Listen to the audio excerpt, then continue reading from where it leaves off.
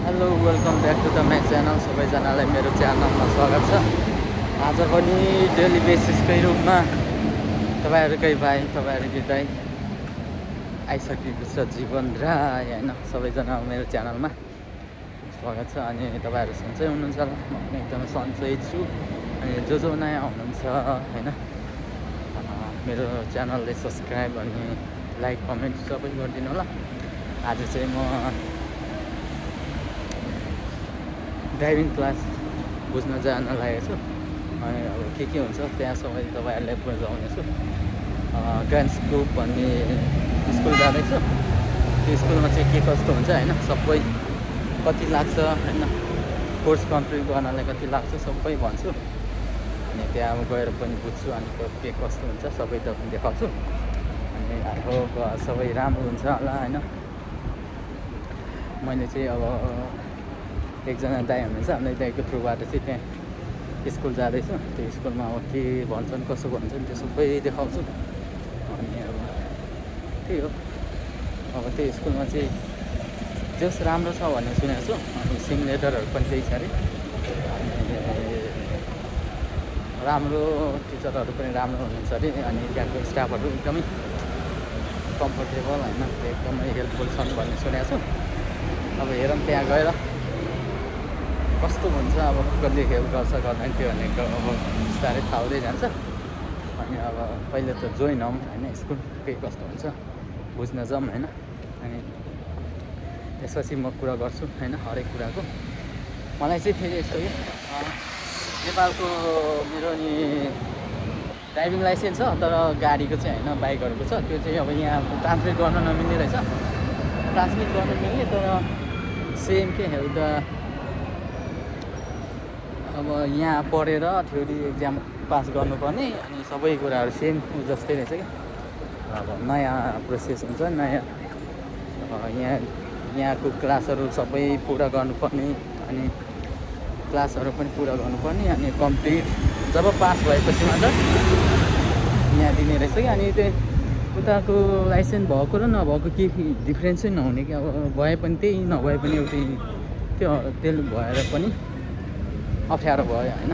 पहिला चाहिँ हुन्थ्यो अरे ट्रान्सलेट हुन्थ्यो अरे, अहिले नि हुन्छ तर कस्तो हुन्छ भने ट्रान्सलेट हुन्छ तर सेम प्रोसेस के होइन। पढेर एक्जाम दिएर सबै पास गरेपछि चाहिँ नेपालको लाइसेन्स भयो भने चाहिँ यहाँ चाहिँ फेरि बोल्ट डाइरेक्टली बोल्ट चलाउन पाउने रहेछ। नभएपछि चाहिँ फेरि कति वर्षपछि मात्र पाउने त्यस्तो सिस्टम रहेछ यहाँको रुलहरू रहेछ। अनि त्यो रुलले गर्दा धेरै कुरा मैले चाहिँ नेपालमा चलाउँथेँ कि लाइसेन्स होइन, त्यो एक्सपायर भइसकेको छ। त्यो चाहिँ अब म विदेश आएकै झन्झनै कति वर्ष भइसक्यो, 8 वर्ष भइसक्यो। अनि लाइसेन्स एक्सपायर भइसकेको छ। अनि त्यो अब रिन्यू गर्न जाँदैछु, जानुपर्ने अब गएको छैन। त्यही भएर अनि मैले चाहिँ सोचिरहेको छु अब यहीँको लाइसेन्स होइन डाइरेक्ट लाइसेन्स निकाल्यो भने चाहिँ हुन्छ होला, किन डबल खर्च भन्ने टाइपको हुन्छ होइन। अनि चाहिँ अब हेरौँ के कस्तो हुन्छ, अब जाउँला अनि बुझेर होइन बुझौँ अनि के कस्तो हुन्छ सबै देखाउँदैछु तपाईँहरूलाई होइन। देखाउँछु कस्तो भयो, सोध्छु त्यहाँ होइन कति लाग्छ सबै सोधिदिन्छु तपाईँहरूलाई। सोधेर सबैको एन्सरहरू दिन्छु। अनि अब मैले स्कुलहरू चाहिँ धेरै बुझेँ कि अल्मेदाको बुझेको थिएँ होइन, आइडियल भन्ने, अनि सेग्रेन्स माक्सिमा भन्ने पनि बुझेँ। तर सबैजना रिफर चाहिँ यता गरेको थियो कि ग्रान्ड। अनि म चाहिँ त्यहाँबाट जाँदैछु। अब हेरौँ, तर त्यहाँ धेरै नेपालीहरू आएको छ अरे। अनि यस्तो कस्तो हुन्छ भने जहाँ धेरै हाम्रो देशको अथवा एसियन कन्ट्रीहरूको मान्छेहरू जान्छन् त्यो ठाउँमा राम्रो ट्रिट चाहिँ पाइँदैन कि। जो ठाउँमा अलिक कम हुन्छ नि त्यो ठाउँमा हरेक कुराहरू चाहिँ राम्रो हुन्छ जस्तो लाग्छ।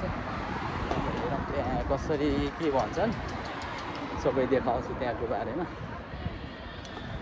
मलाई चाहिँ त्यस्तो लाग्छ हामीले, किनभने हामीले पहिल्यै बिगारिसकेका हुन्छ कि यस्तो हुन्छ भनेर।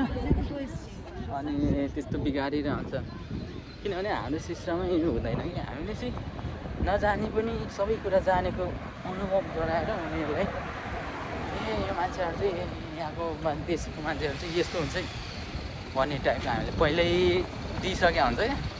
अनि त्यो भएर पनि गाह्रो हुन्छ कि हरेक कुरा गाह्रो बनाइदिन्छ त्यो कुराहरूले चाहिँ, तर मान्छेलाई थाहा छैन नि त, त्यो भएको हो। अनि सो अब हेरौँ के कस्तो हुन्छ होइन, अब बुझ्दै जाउँ, यताउता गर्दै जाउँ। अब म त्यही हो, भने जस्तो त हुँदैन, लेट्स ट्राई एन्ड बेस्ट।